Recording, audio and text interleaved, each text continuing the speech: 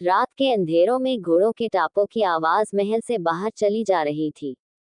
काले लिबास में खुद को ढके हुए दामिनी नील जंगल के अंदरूनी हिस्से की ओर बढ़ती है। अपने गंतव्य पर पहुंचकर घोड़े को जंगल में छोड़कर खुद उस इलाके में आगे बढ़ती है जहां राक्षस का इलाका पड़ता है। अघोरी तांत्रिक अपनी साधना में लीन होने के बावजूद भी दामिनी का आना उसे आभास हो जाता है। तो आप आ ही गई युवरानी दामिनी, हमें पता था आप अवश्य आएंगी। आखिर युवरानी जो बन गई है। वो अघोरी तंत्रिक अपनी साधना में होते हुए भी दामिनी को कहता है। हमने अपना वचन निभाया है, और आपने भी हमें वचन दिया था हमारी प्रत्येक इच्छा पूर्ण होगी, किंतु दामिनी सख्त भाव में उस तांत्रिक की ओर देखकर कहती हैं। किंतु क्या युवरानी, आप रणथंबर के राज सिंहासन में विराजमान हो गई है, रणथंबर आपकी मुट्ठी में है, आपकी यही तो इच्छा थी। वो अघोरी तंत्रिक दामिनी से कहता है। अभी हमारी इच्छा पूर्ण नहीं हुई, हमें राजकुमार आदवेद चाहिए। वो हमारे हैं, हम उन्हें किसी और के कदापि नहीं होने देंगे। दामिनी ने सर्द भरी आवाज में कहा। अपनी इकलौती बहन राजकुमारी मैथिली के भी नहीं। तंत्रिक व्यंग से कहता है तो दामिनी अपनी मुठिया भींच लेती है। नहीं, हमने कहा न, आदवेद हमारे हैं और हम उन्हें किसी का भी नहीं होने देंगे, मैथिली के भी नहीं। दामिनी गुर्राते हुए कहती है। बस इतनी सी बात, आप तो युवरानी है, आपके लिए तो कोई भी कार्य असंभव नहीं।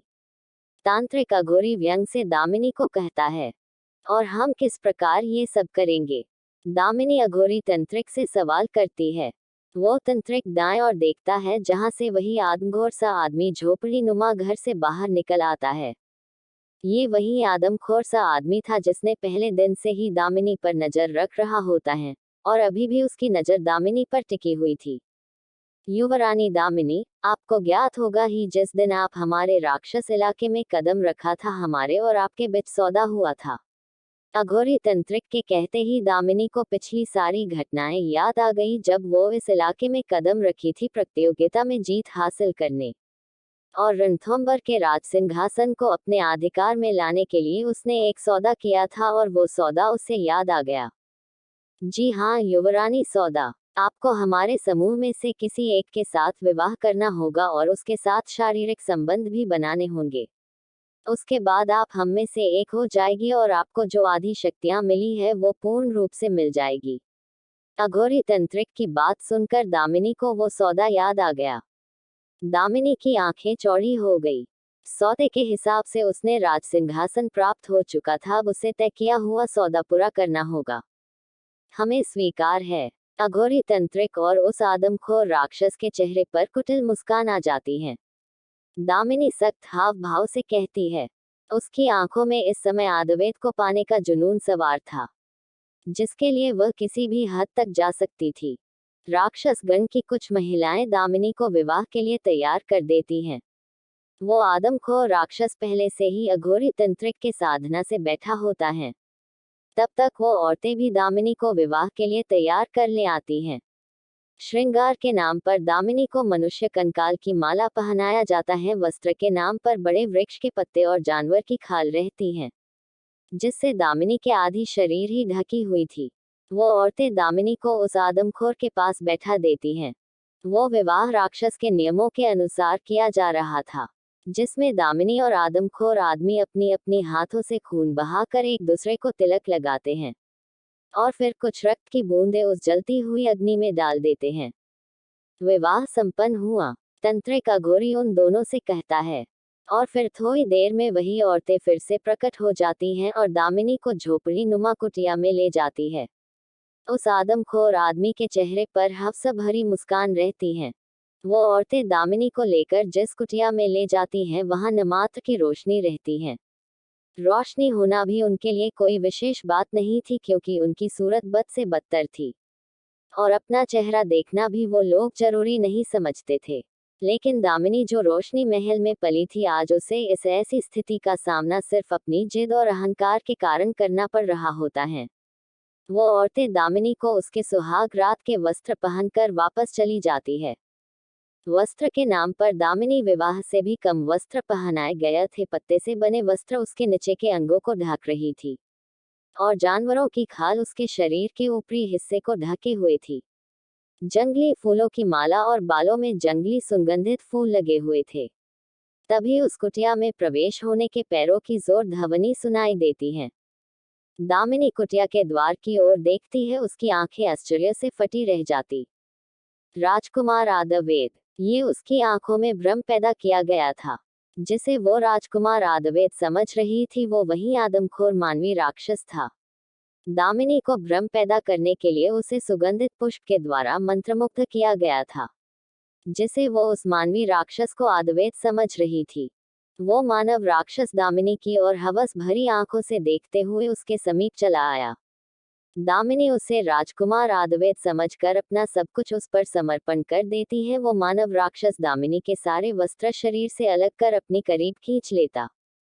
सुबह होते ही रोशनी महल में राजकुमारी धरा और राजकुमार उदय के विवाह की तैयारियां शुरू हो जाती हैं। मैथिली अपने कक्ष से निकलकर धरा के कक्ष की ओर बढ़ रही थी, तभी एक सेविका दामिनी के कक्ष की ओर जा रही थी। सुनो, क्या तुम जीजी के कक्ष में जा रही हो? जी राजकुमारी, उन्होंने औषधि वाली दूध हमें लाने के लिए कहा था, सेविका ने कहा। औषधि वाली दूध? क्यों, जीजी का स्वास्थ्य तो ठीक है ना? मैथिली घबराते हुए कहती है। हमें पता नहीं राजकुमारी, किंतु वो अस्वस्थ प्रतीत हो रही थी, सेविका ने मैथिली को कहा। ठीक है, तुम जाओ, हम उनके लिए औषधि वाली दूध के पात्र ले जाते हैं। मैथिली सेविका से दूध का पात्र लिए खुद दामिनी के कक्ष की ओर चल पड़ती है। मैथिली दामिनी के कक्ष में जाती है जहां दामिनी बिस्तर पर आराम कर रही होती। मैथिली प्यार से उसके सिर पर हाथ फेरते हुए कहती, जीजी क्या हुआ आपको? क्या आपका स्वास्थ्य ठीक नहीं? आपने हमें क्यों नहीं बताया? कुछ नहीं मैथिली, हम ठीक है। दामिनी उठने की कोशिश करती है तो मैथिली उसका सहारा बनती है। किंतु हमें तो आप ठीक प्रतीत नहीं होती। बताएं न जीजी, क्या हुआ है आपको? आप हमसे बात क्यों नहीं करती? मैथिली दामिनी से कहती है। दामिनी मैथिली के गले लगकर रोने लगी। उसके इस तरह रोने से मैथिली घबरा सी जाती है। जीजी क्या हुआ है आपको? आप रो क्यों रही है? हमें माफ कर देना मैथिली, हम तुम्हारे साथ अन्याय नहीं करना चाहते थे। तुमसे तुम्हारा हक नहीं छीनना चाहते थे, किंतु हम अपने मन को संभाल ही नहीं पा रहे हैं। दामिनी रोते हुए कहती गई। क्या हुआ जीजी, आप ऐसा क्यों कह रही है? मैथिली, हमें क्षमा कर दो, हमने अपने प्राण त्यागने की चेष्टा की थी। क्या ये आप क्या कह रही है? आपने क्यों अपने प्राण त्यागने की चेष्टा की थी जीजी, बताए हमें। मैथिली अपनी जीजी को झकझोरते हुए कहती हैं। क्योंकि हम राजकुमार आदवेद से प्रेम करते हैं और उनसे विवाह करना चाहते हैं। दामिनी के कहते ही मैथिली सनन सी रह जाती हैं। मैथिली अपने जीवन में सबसे ज्यादा अपनी बड़ी बहन से प्यार करती थी, भले ही दामिनी से उसे वो प्यार कभी नहीं मिला जो एक बड़ी बहन से मिलना चाहिए था। इसके बावजूद भी मैथिली के मन में अपनी बहन के लिए बेहिसाब प्यार और सम्मान था। जितना प्यार वो दामिनी से किया करती थी उससे कई ज्यादा प्यार राजकुमार आदवेद ने उसे दिया था। जब जब मैथिली को परिवार के सहारे की जरूरत थी, आदवेद ने उसका हाथ थामे रखा। यही वजह थी कि मैथिली आदवेद से बेइंतहा प्यार कर बैठी। वो दोनों ही एक दूसरे से बेइंतहा प्यार करते थे और एक दूसरे को जीवन साथी के रूप में स्वीकार किया था। अब मैथिली दो चौराहे पर खड़ी थी। जहां उसका प्यार था वहीं दूसरी ओर अपनी बहन से किया वादा। इस समय मैथिली पर वज्र सा गिर पड़ा था। वो मौन शून्य हो ताकती रही जब तक दामिनी ने उसे झकझोरा नहीं होता। क्या सोच रही हो मैथिली? हमें पता था सच्चाई सुनने के बाद तुम टूट जाओगी, इसलिए तो हम तुमसे नजरें नहीं मिला रहे थे। इसलिए हमने अपने प्राण। जी, दामिनी के प्राण त्यागने की बात सुनकर ही मैथिली चीत्कार कर उठी। आप जानती है न जीजी, आपके और पिताश्री से महत्वपूर्ण हमारे जीवन में कुछ भी नहीं है। फिर आपने अपने प्राण त्यागने का विचार कैसे कर लिया? मैथिली ने पहली बार अपनी जीजी के सामने ऊंची आवाज में बात की। ये कहते हुए उसकी आंखों में आंसू निकल आए। कुछ क्षण के बाद मैथिली ने अपने आंसू पोछे में खुद को संयत्र किया। जी, आपको अब एक क्षण भी दुख सहन नहीं करना होगा। आपका प्रेम, आपका आदवेद सिर्फ आपके ही होगे। हम करवाएंगे आप दोनों का विवाह। मैथिली एक एक शब्द कहते हुए उसके दिल पर तीर चुभ रहे थे। उसकी सांसें उखड़ती हुई जा रही थी। तभी दामिनी मैथिली के गले लग जाती। हमें पता था मैथिली आप हमारी खुशी के लिए कुछ भी कर सकती हैं। आखिर आप हमारी प्यारी बहन जो है। दामिनी मैथिली के चेहरे को प्यार से सहलाते हुए कहती हैं। और मैथिली का मन भर आया। वो अपनी आंसू छुपाते हुए दामिनी से कहती, अब आप बिल्कुल भी नहीं रोएंगी जीजी और अपने मन पर किसी भी प्रकार का बोझ भी नहीं रखोगी। हमने अपनी जीजी से वादा किया था चाहे कोई भी परिस्थिति आए आपका साथ कभी नहीं छोड़ेंगे। तुम सही कहती थी मैथिली, आपने अपना वचन निभाया। दोनों बहनें एक दूसरे का हाथ थामे हुए थी। दामिनी ने प्यार से उसे अपने गले से लगा लिया। अब हम चलते हैं जीजी, आप चिंता मत कीजिए। पिताश्री से हम बात कर लेंगे और शीघ्र ही आपके और राजकुमार के विवाह भी हो जाएगी। मैथिली अब अपने मन के बोझ का भार सहन नहीं कर सकी और तेज कदमों से कक्ष की ओर बढ़ती गई और खुद को कक्ष में बंद कर लिया। मैथिली के जाते ही दामिनी के चेहरे पर व्यंग मुस्कान छा गई। आप बहुत भोली हो, मैथिली अपनी जीजी को भी नहीं पहचान सकी। दामिनी क्रूरता से हंसने लगी। यहाँ महल में राजकुमार उदय और राजकुमारी धरा की हल्दी की रस्म होने जा रही थी। इसी बीच मैथिली के न होने की वजह से दासियां उनके कक्ष में जाती है। यहाँ मैथिली की एक झटके में उसकी दुनिया और सपने जलकर खाक हो गए।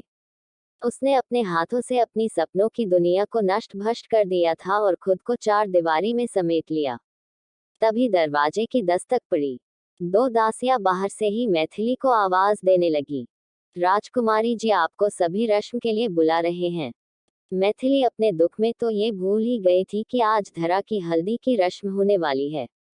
खुद को संभालते हुए वो दासियों से कहती, हम कुछ देर में आ रहे हैं। पीड़ा से उभर पाने से कहीं ज्यादा पीड़ा को सहन कर मुस्कुराना पीड़ादायक होता है। वो नासमझ सी मैथिली आज अपनी पीड़ा को चेहरे पर छुपाए रखना भी सीख गई थी। अरे मैथिली जी, हम कब से आपकी प्रतीक्षा कर रहे थे, कहाँ थी आप? धरा जो हल्दी की रस्म के लिए मैथिली का इंतजार कर रही होती हैं और उसे देखकर चहक उठी।